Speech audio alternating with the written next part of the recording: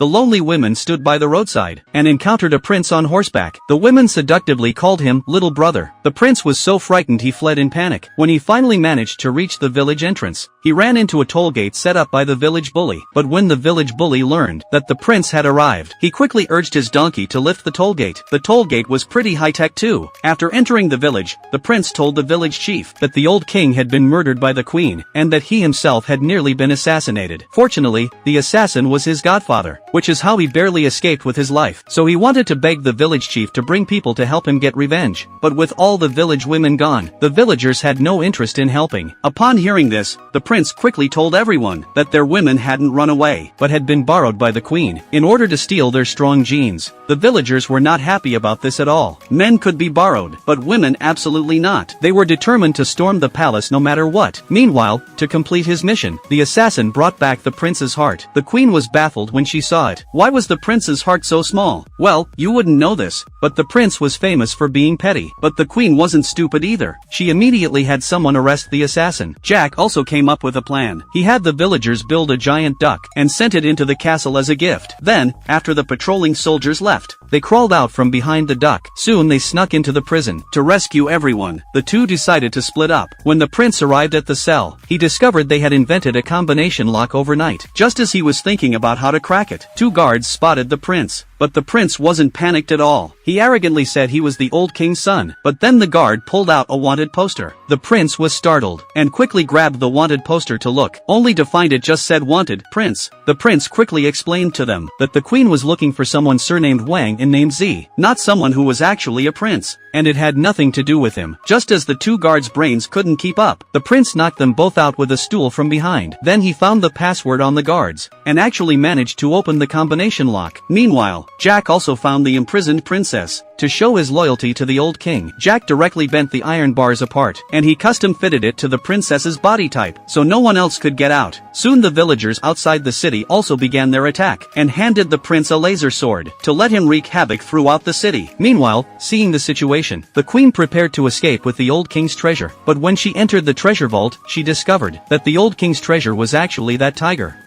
In the end, the prince successfully reclaimed his throne. To thank Jack for his help, the prince decided to arrange marriages with the village. Jack and the prince married each other's sisters, and the women were questioning their husbands, asking if they had done anything against their conscience during their time apart. Although the men said they hadn't, the blonde women across the river weren't having it. They walked out with big bellies,